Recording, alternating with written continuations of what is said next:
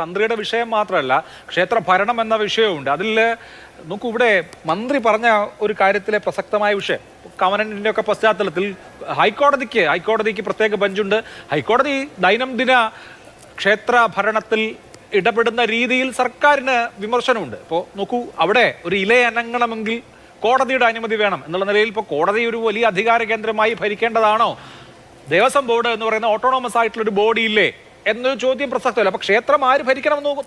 ഇപ്പൊ നിങ്ങൾക്ക് വിശുദ്ധ പുരുഷത്തിനൊക്കെ പല അഭിപ്രായങ്ങളുണ്ടാവും. അതിനപ്പുറത്ത് ഇപ്പോൾ ഇവിടെ ഒരു സിസ്റ്റം ഉണ്ട്.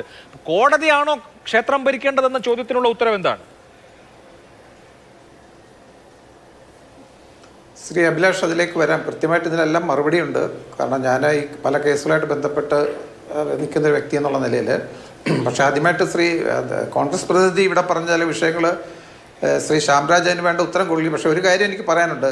ആ പ്രധാന വിഷയം മാത്രം അദ്ദേഹം പറഞ്ഞില്ല. ഈ താഴമൺ കുടുംബത്തിന് ആ തന്ത്രിസ്ഥാനം ആവശ്യമുണ്ട്, മാറ്റണം എന്നുള്ളത് അദ്ദേഹം പറഞ്ഞില്ല. ഒരു കുടുംബവാഴ്ച എന്തുകൊണ്ടെന്ന് വെച്ചാൽ കാലാകാലങ്ങളായിട്ട് ഇവരുടെ പാർട്ടി തന്നെ ഒരു കുടുംബവാഴ്ചയുടെ കീഴിലാണ്. അവർക്ക് എങ്ങനെ അതിനെതിരെ പറയാൻ പറ്റും? അപ്പോൾ അതുകൊണ്ട് ആ കുടുംബവാഴ്ച ശരിയാണോ തെറ്റാണോ എന്നുള്ള കാര്യം കോൺഗ്രസ് ഒന്നുകൂടി ചിന്തിക്കണം. എന്നിട്ട് വേണം ഇതിനൊക്കെ മറുപടി പറയാനായിട്ടെന്നുള്ളതാണ് ഞാൻ പറയുന്നത്. രണ്ടാമത് അയോധ്യയെക്കുറിച്ച് പറഞ്ഞത് അദ്ദേഹം വേണ്ട തരത്തിൽ അന്വേഷിക്കാതാണ് പറഞ്ഞത്. ഈ അയോധ്യക്കെതിരെയാണ് കോൺഗ്രസ് അന്നും ഇന്നും. രാഹുൽ ഗാന്ധി ഇതുവരെ അയോധ്യയിൽ ക്ഷേത്രത്തിൽ പോയിട്ടില്ല. അവർ ക്ഷേത്രത്തിനെതിരായിരുന്നു, പണിയുന്നതിനെതിരായിരുന്നു. ഇന്നും അവരെതിരാണ്. അപ്പോൾ അതുകൊണ്ട് തീർച്ചയായിട്ടും ഈ ക്ഷേത്രത്തിൻ്റെ ഇത്രയും നല്ല രീതിയിൽ കൊണ്ടുനടന്ന ഈ സംഘപരിവാർ അല്ലെങ്കിൽ നമ്മുടെ വിശ്വഹിന്ദു പരിഷത്ത് ആയിരുന്നു എൻ്റെ മുന്നിൽ നിന്നത്.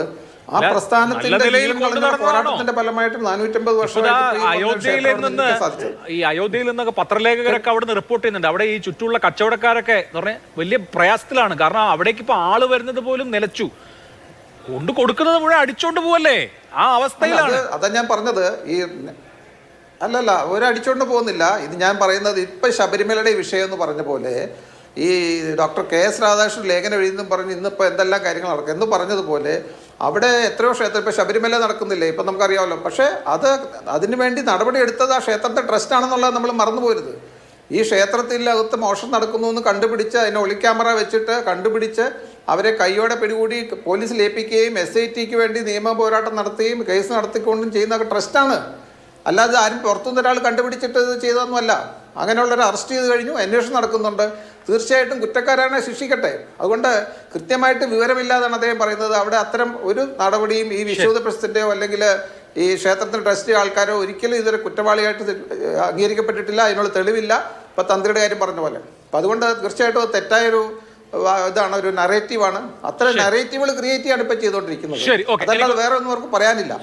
ഈ വിഷയത്തിലേക്ക് വന്നാൽ ഇപ്പൊ ഈ എന്തുകൊണ്ടാണ് കോടതി ഇടപെടുന്നതെന്ന് ചോദിച്ചാൽ അതുകൊണ്ട് അതിന് മറുപടി എന്താണെന്ന് വെച്ചാൽ കേരളത്തിലെ ക്ഷേത്രങ്ങൾ കാലാകാലമായിട്ട് ഈ 1957 മുതൽ ഭരിച്ച പല സർക്കാരുകളും ഈ ക്ഷേത്രങ്ങളെ വേണ്ട തരത്തിൽ പരിഗണിച്ചില്ല. വിശ്വാസികൾക്ക് ആവശ്യമുള്ള അല്ലെങ്കിൽ അവരുടെ മനസ്സിന് ഇണങ്ങുന്ന തരത്തിലുള്ള ക്ഷേത്ര പൂജാതി കർമ്മങ്ങൾ വെക്കാനുള്ള അനുവാദം കൊടുത്തിട്ടില്ല. എപ്പോഴും നിരന്തരമായിട്ട് സർക്കാരുകൾ ഇടപെട്ടുകൊണ്ടിരുന്നു.